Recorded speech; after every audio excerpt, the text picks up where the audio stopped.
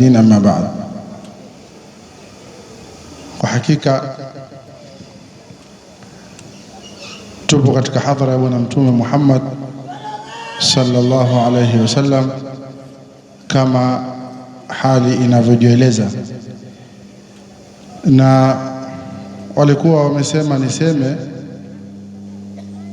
lakini alipokuja shekhe ilitakiwa tena sisi tumwachie makamu yeye, kwa sababu sisi ni kama kutayamam. Sasa mchanga unafanya kazi pale maji yanapokuwa hayapo.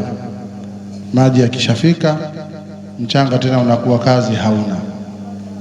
Lakini kwa ishara yake nimesema tuseme kitu, basi inshallah Mwenyezi Mungu atufungulie tuweze kusema kile kitakachokuwa ni faida kwetu na kiingie nyoyoni mwetu inshallah.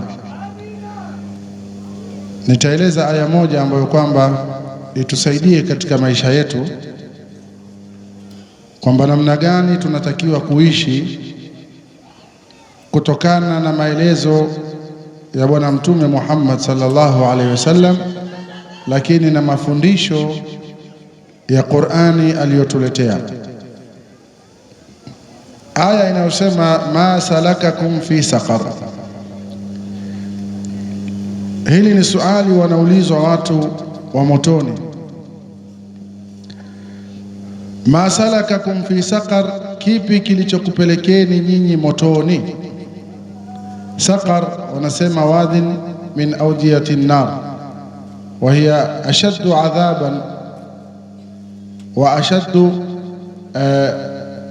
at-tugha, wale ambao kwamba ni matughati wakubwa, wale ambao kwamba walikuwa ni wazito zaidi katika kumuasi Mwenyezi Mungu Subhanahu wa Ta'ala, huo ndio moto wao, saqar. Wanaulizwa ma salakakum fi saqar, nini kilichokuleteni katika moto huu? Wakajibu mambo manne ambayo tungependa tuyazingatie na sisi, ili tutoke katika hali ya kwamba namna gani tutafanyia kazi maisha yetu, tuepuke haya ambayo kwamba yamesababisha hawa watu kuwapelekea motoni. La kwanza walisema qalu lam nakum minal musallin, ya kwamba sisi tulikuwa hatuswali. Kumbe jambo la kwanza litakalomfanya mja kwenda motoni ni kuacha swala,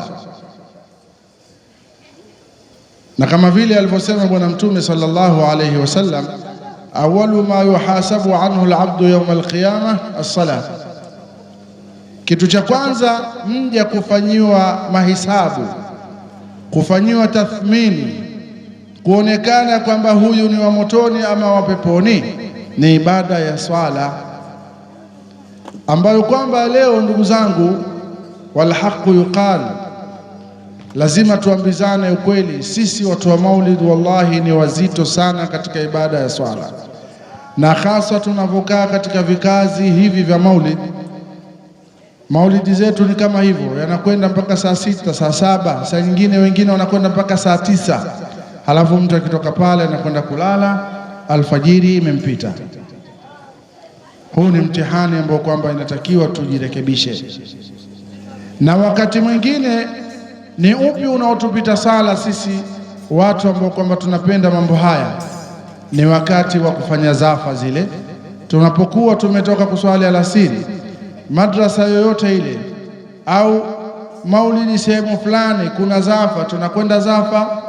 Mwisho wa siku magharibi ile inatupita, utakuta wanafunzi mbalimbali wanaingia, huyu kaingia kichochoro hiki, huyu kaingia kule, magharibi haiswaliwi. Na haya ni mambo kwa kuyaona, na ni mambo ambayo kwamba tunayaishi na vijana wetu. Kwa hiyo kuna haja ya kujirekebisha katika hili. La pili wakasema walam naku nut'imul miskin, tulikuwa hatulishi maskini, hatuko karibu na watu ambao kwamba wanahitaji kusaidiwa. Kwa hiyo hapa Mwenyezi Mungu Subhanahu wa Ta'ala atuonyesha umuhimu wa kutoa msaada kwa watu waliokuwa hali ya chini, umuhimu wa kuwasaidia watu ambao kwamba wanahitaji kusaidiwa. Leo ukitaka mtu kumsaidia, au mtu kaja anataka hitaji lake, au mtu anakuomba, huyu bwana teja, huyu anakwenda kulewa, huyu bwana hana hivi na hivi. La, wewe toa kwa nia yako, na kama una wasiwasi naye yule mtu, msaidie kile anachokitaka, kwa maana ya kumnunulia ile haja yake. Ataka chakula, mnunulie chakula. Usiseme kwamba huyu bwana hivi na hivi, ukajikosesha thawabu, kumbe yule mtu maskini siku 2 siku 3 labda hajakula chakula. Jambo la tatu ambalo kwamba hawa watu walioingia motoni ilikuwa ni sababu ya wao kuingizwa motoni, wa kunna nakhudhu ma'al khaidin. Asema wao ilikuwa kazi yao ni alkhawdhu fima la ya'nihim, au alkhawdhu fil batil, kujiingiza katika mambo ambayo kwamba ni ya batili, au kuzungumza ambayo kwamba mala yusminu wala yughni min ju', mkakaa mkapiga porojo ambalo kwamba halikufaidishi kidunia wala kiakhera. Leo mfano mdogo tu, wangapi tunakaa vijiweni tukabishana na mambo ya mpira masaa 2 matatu, ukitoka pale koo imekukauka, macho yamekuwa mekundu, pengine mitusi mingi umetoa pale, halafu hulipwi wala hujiongezi kipato. Zaidi utapata dhambi kwa kutukana, zaidi utapata dhambi kwa kusengenya, unaondoka hapo na midhambi yako tele tele. La mwisho kabisa, wa kunna nukadhibu biyaumiddin, lakini pia tulikuwa tukiikataa siku ya mwisho, kwa maana tukiikadhibisha siku ya akhira. Hii haina maana kwamba leo mtu asimame asema mimi sikubali kwamba kuna kiyama.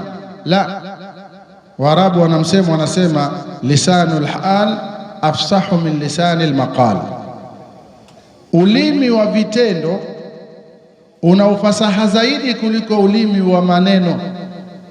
Leo ikiwa wewe utakaa udhulumu haki za watu bila ya kujali kwamba kuna marejeo mbele ya Allah tabaraka wa taala, leo unakula haki ya huyu, leo unamdhulumu huyu, leo unamsema huyu, leo unafanya hivi na vile, bila ya kujua au bila ya kuona kwamba mimi ipo siku nitakufa, ipo siku mimi nitakwenda mbele za Mwenyezi Mungu subhanahu wa taala. Leo kuna watu maal asaf, masikitiko makubwa, hali bila ya kusema uongo. Kuna watu wanaishi hali chakula chake cha siku ile bila ya kudhulumu haki ya mtu. Kwa nini? Kwa nini tuishi maisha ya utapeli? Kwa nini tuishi maisha ya kudhulumu watu? Huku ndio kutoamini siku ya Kiyama, huku ndio kutoamini yaumul jazaa. Kwa sababu kama wewe unaamini kwamba kuna kulipwa, wallahi utakaa mbali na dhulma za watu, utakaa mbali na dhulma za yoyote yule, kutapeli, kuchukua haki ya mtu, kuchukua mali ya mtu, kufanya kitu ambacho kwamba ni tofauti na vile anavyoamrisha Mwenyezi Mungu Subhanahu wa Ta'ala.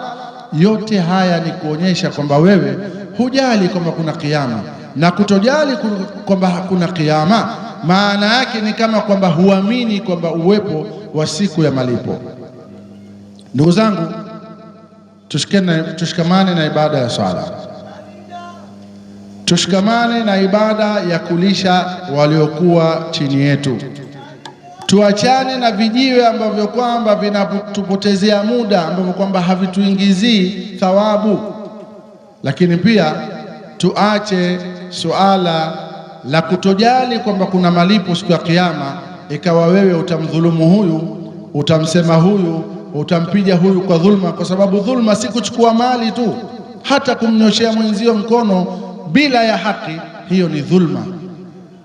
Mke wako kuna namna ambayo kwamba utakuwa unamdhulumu bila yeye kujua, ni unapokuwa humtendei haki zake, unapokuwa humpi mahitaji yake kwa wakati.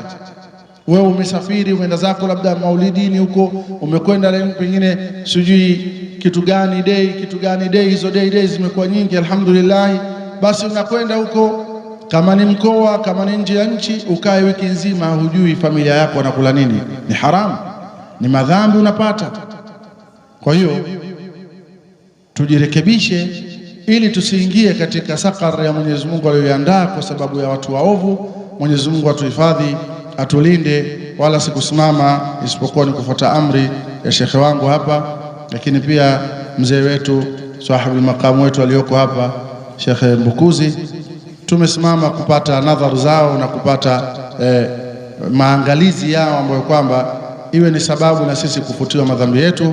Wassalamu alaikum wa rahmatullahi wa barakatuh. Wa alaikumus salam wa rahmatullahi wa barakatuh.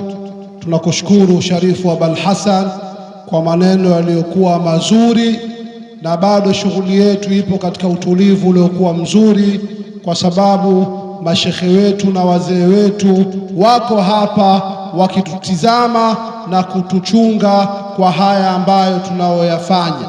Ratiba yetu tunawasiliana na mudiri Sheikh Imran pamoja na MC mwenzangu Sheikh Hamis Changwaru kuiweka katika sura iliyokuwa nzuri. Viongozi wetu leo shughuli wanazo nyingi, kwa hiyo kila mtu anayepata nafasi afanye kati kwa kati, alimradi wapate kwenda sehemu nyingine inshallah. Kwa hiyo Madrasati Nuri kutoka Mbagara, dakika zenu ni 15. Tunakuomba mudiri ambaye unasimamia hiyo madrasa